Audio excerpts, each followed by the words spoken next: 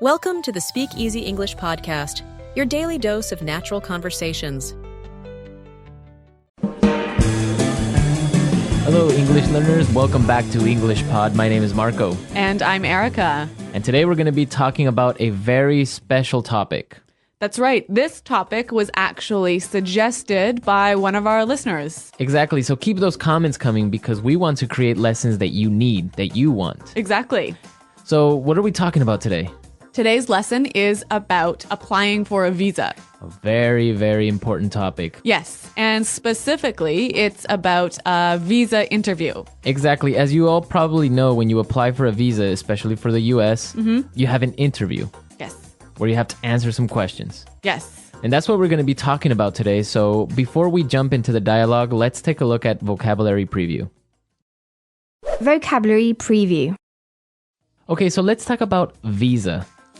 Right. A visa, it's not a credit card. No, not Visa or MasterCard. No. So a visa is an official document that you get in your passport that allows you to travel legally to a country. Exactly. So with this document, you can go into a country. Okay, so we have different types of visas. Today, we're going to be talking about a B2 visa. Right. A B2 visa is a tourist visa. A tourist visa. Yeah. This is only for the United States. Other countries may have different classifications for their visas, but B2 is for the United States. Right. So, Marco, we use a tourist visa when we want to be a tourist and just travel in the U.S. What about a resident visa? Well, you can have a temporary resident visa.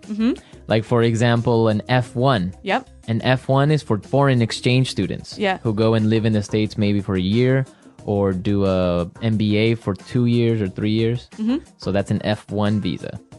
You can also get a J1 visa, which is a temporary exchange visitor. Okay. So it could be to maybe do some temporary work for 2 or 3 months and then go back to your country. So basically, a resident visa allows you to live in that country. Yeah, you can live in that country legally for a determined time. Okay, so let's listen to our dialogue. Where are we going to be exactly? In this dialogue, we're going to hear two people, a visa officer and a person who's applying for the visa. Now, the person who's applying for the visa has an accent, right? Yes. But this is really good practice for helping you to understand people with different accents. Exactly. So let's listen to the dialogue and then we'll come back and explain all the great vocabulary.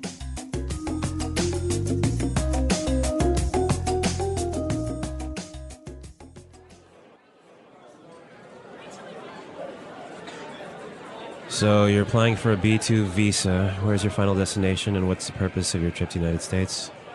I'm going to visit my brother. He's just had a baby. He lives in Minneapolis. And how long do you plan to remain in the United States? I'll be here for approximately 3 weeks. So here's my return ticket for the 26th of March. And who's sponsoring your trip? My brother. Here. This is an invitation letter from him. I will stay with him and his family in their home. All right. Tell me about the ties you have to your home country. Well, I own a house. Actually, I'm leaving my dog there with my neighbors. I have a car at home. And my job?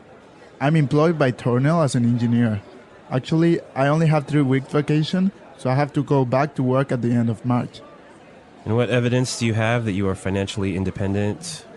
Well, I do have assets in my country. Like I said, I own a house and see, here's a bank statement showing my investments and my bank balance. I'm sorry, sir. We cannot grant you a B2 visa at this time. Instead, you are granted a resident visa. Congratulations! You are the millionth person to apply for a visa. You win! Congratulations! Yay! All right, what a lucky guy. He applied for a tourist visa and now he's getting a resident visa. Yeah, that's great. But does this really happen, No. Marco? No, that would never happen at a consulate. Okay, well, we can dream that this might happen for us. Yeah, exactly. All right, let's take a look at the words in language takeaway today. Language takeaway. All right, on language takeaway, we have sponsoring. Sponsoring. Sponsoring. Sponsoring. So, Erica, what does it mean to sponsor somebody? When you sponsor somebody for a visa, you take care of them and make sure they have enough money. Okay. So you are the one who's responsible for all of their expenses and making sure they just have enough money. Okay. So for example, when I was 16, I made a trip to another country. Yep. And my parents were my sponsors. So they took responsibility for your money. Exactly. Okay. Let's look at our next word. Invitation letter. Invitation letter. Invitation letter. Invitation letter. Now, this is a really important part for a visa application. Yes, very important. What is an invitation letter? Well, an invitation letter is a formal letter that a friend or a relative or maybe a business writes to ask you to come to their country. Exactly. So you're being invited for a specific purpose to the United States. Yeah, and you have to give this letter to the visa officer. Okay. Invitation letter. Our next word. Ties. Ties. Ties. Ties. Looks exactly like tie, like the one you wear in your suit. Not quite the same, though. All right, so what are ties? The ties you have to your country are the things that keep you attached to your country. Okay. That make sure that you will return to your country. Okay, so what are some examples of ties? Like maybe a house or a wife or a child or maybe some money in your bank account. Okay. Or a job even. Okay. Okay, perfect. Yeah, a good way to think of this is imagine like a rope that's attached to you and tying you to your country, to your house, to your job, to your kids. Okay, so you can't run away. Exactly. Okay.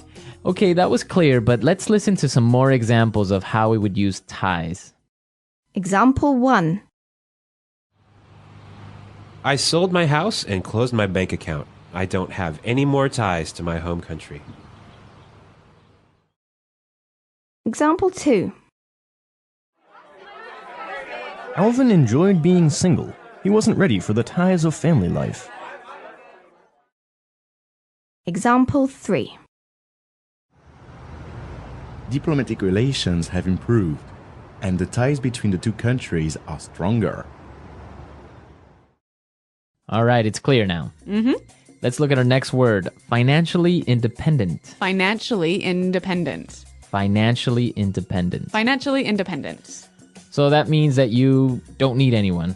That you have enough money. You have enough money for yourself. Right. So you don't have to ask your parents to pay for your ticket or pay for your food or whatever. Okay. And our last word for today.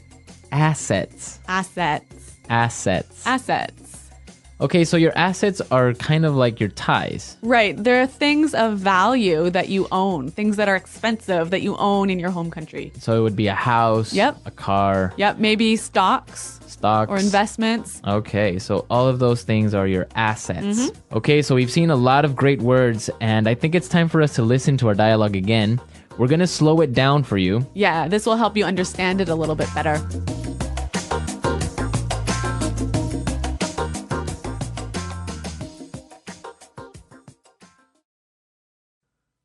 So, you're applying for a B2 visa. Where is your final destination, and what is the purpose of your trip to the United States?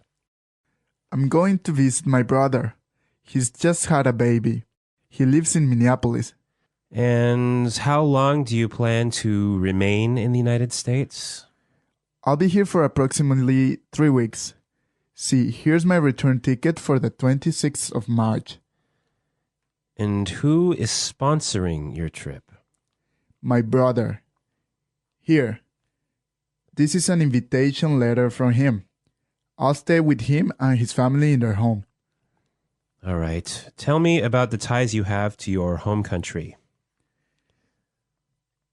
Well, I own a house. Actually, I'm leaving my dog there with my neighbors. I have a car at home and my job. I'm employed by Tornell as an engineer. Actually, I only have 3 weeks vacation, so I have to go back to work at the end of March.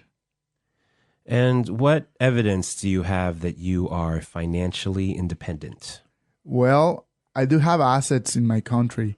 Like I said, I own a house. And see, here's a bank statement showing my investments and my bank balance. I'm sorry, sir. We cannot grant you a B2 visa at this time. Instead, You are granted a resident visa. Congratulations! You are the millionth person to apply for a visa. You win! Congratulations! Yay!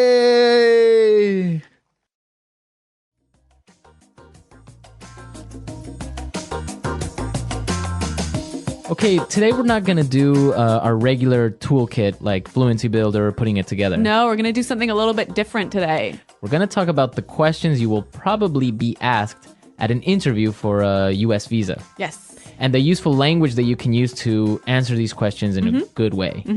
Okay, so let's take a look at our first question. Where is your final destination, and what is the purpose of your trip to the United States? Where is your final destination, and what is the purpose of your trip to the United States? So this is probably going to be the first question the interviewer is going to ask you. Yeah, so Marco, I know you have a lot of experience with U.S. visas. How should we answer this question? Well, it depends on what you're doing, right? Right. So if you're a tourist, you would say, I'm going on vacation to New York or anywhere. Also, if you're visiting a family member, like in our dialogue, you would say, oh, I'm going to visit my sister or my brother or my cousin. If you're applying for a business visa, then you would say, oh, I'm going to visit a company or etc. Right. So you just have to say why you are going to the States. Now, is it important to be really specific? Yeah, the more specific you are, it's probably better. So if you can name the state and the city where you're going, it's much better. Okay. All right. Well, let's listen to our next question. How long do you plan to remain in the United States? How long do you plan to remain in the United States? Okay, so this is a really important question also because in your application, you have to put how long you plan to stay in the U.S. Right. It's a pretty straightforward answer. 2 months, 1 month, 3 weeks. Right. But you just have to make sure that your answer matches what's written in your application form. Yeah. Exactly. Okay, now let's take a look at our last question. Tell me about the ties you have to your home country. Tell me about the ties you have to your home country. Well, I think this is maybe the most important question that they'll ask you, right? Yeah, this is the most important question. This is what the interviewer is most interested in. Okay, so why is he interested in this? Because he has to be sure that you will not become an illegal immigrant to the United States. So that you will return to your home country. Exactly. He or she has to be convinced that you're going to return to your home country. So how can you convince him? Basically by demonstrating your ties. So showing the things that will pull you back to your home country. So if you take documents to support this, bank statements, maybe a copy of your mortgage. Yep, like maybe your wedding certificate. I don't know, even a letter from your office, from your job. So that shows that you have to return to your work. The more things you bring, the better, even though the interviewer might not ask for the documents. Okay, it's better to be safe, right? Exactly. So come with a huge file full of things. Exactly. Yeah. I've had friends who've arrived to the embassy with a huge file of documents and weren't asked to show any of the documents. Right. But other interviewers will maybe ask for it. Okay, so now let's listen to the dialogue again. And you'll hear how our traveler answers these questions.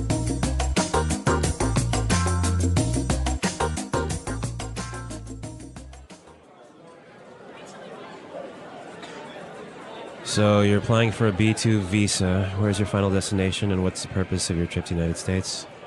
I'm going to visit my brother. He's just had a baby. He lives in Minneapolis. And how long do you plan to remain in the United States? I'll be here for approximately 3 weeks. So here's my return ticket for the 26th of March. And who's sponsoring your trip? My brother. Here. This is an invitation letter from him. I will stay with him and his family in their home. All right. Tell me about the ties you have to your home country. Well, I own a house.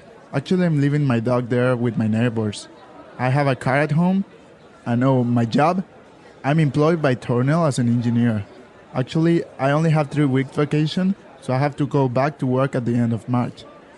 And what evidence do you have that you are financially independent? Well, I do have assets in my country. Like I said, I own a house, and see, here's a bank statement showing my investments and my bank balance.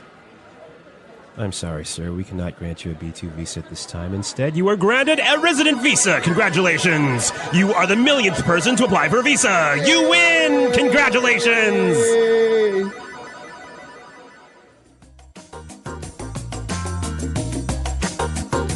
Well, I hope this was a useful lesson for all of our listeners because I'm sure that in one point or another, in the future, you're going to apply for a visa. Mm-hmm. So now you know all the language that you need to more or less answer all these questions that you're going to be asked. Yes. And Marco, I'm sure that people have already applied for visas for the US, right? Probably, yeah. And I want to hear from our users any stories that they have about applying for a visa. Yeah, that would be great. I know that I have some stories to share on the comments board. Mm-hmm. And we want to hear your questions and comments and any suggestions. So visit our website at englishpod.com and Marco and I will be there to respond to you and answer your questions. Well, everyone, thanks for listening, and until next time, goodbye.